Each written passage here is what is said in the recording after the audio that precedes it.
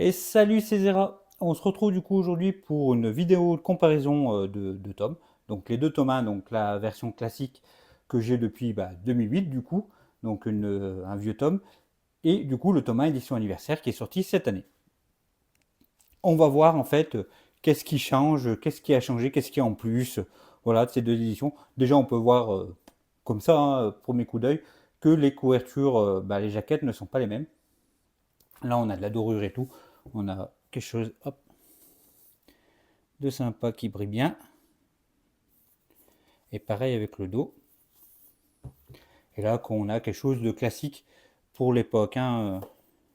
Encore, je crois que de mémoire, des jaquettes comme ça, un petit peu cartonnées, etc., qui faisaient un petit peu vieux, etc., vieux, c'était les Pika, c'était Fairy Tail, un peu les premiers dans le jeu, un peu dans le genre pour de la fantasy.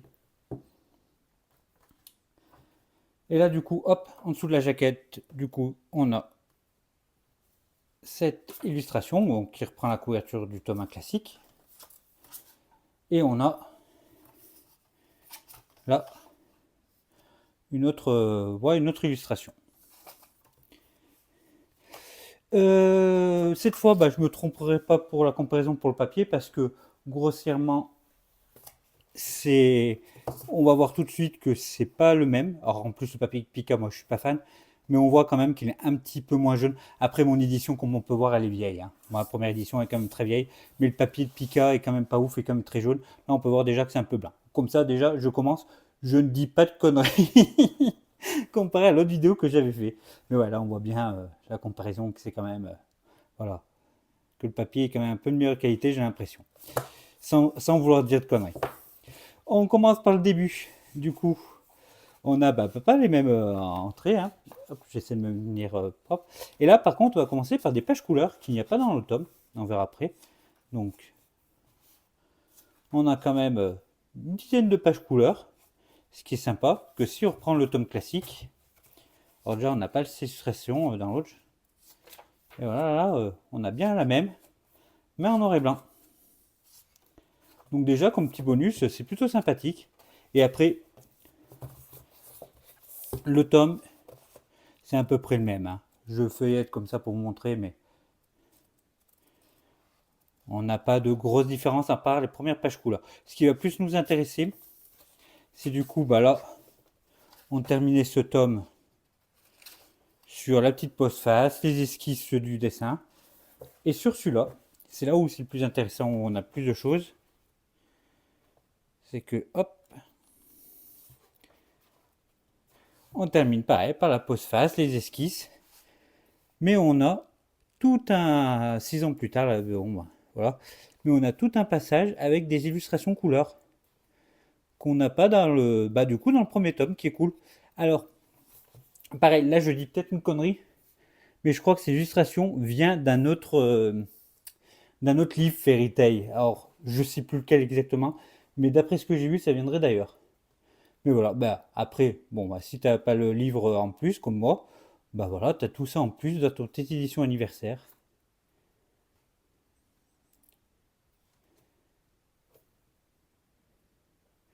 Je monte vite fait, hein, pour pas passer trop de temps dessus, mais ça, c'est un bon bonus, du coup, ça a fait quasiment un petit tome en plus, hein, vu l'épaisseur, ça fait vraiment du bonus, bien sympathique. Les esquisses, d'autres dessins, c'était d'autres dessins de... Hop, ah non, carnet de croquis. Ça, moi, j'aime bien les carnets de croquis. Ça, c'est cool, ça, les carnets de croquis, moi, je suis fan. Là, c'est quoi? C'est Mashima Times. Donc, c'est le bureau de Mashima, il y a des bonus, comment dessiner les personnages, et encore des illustrations couleurs. Et on a une peau de face, du coup, en plus.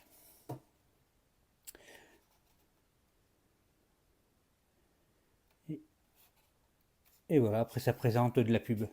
Mais du coup, je trouve ça plutôt cool d'avoir quasiment l'équivalent d'un petit livre en plus. Hop, voilà, d'avoir d'un petit livre en plus, tout en couleur à la fin de ton tome 1. Donc c'est quand même bien une belle édition, plus la jaquette. Elle est sympa, elle est très jolie. Après, le prix diffère.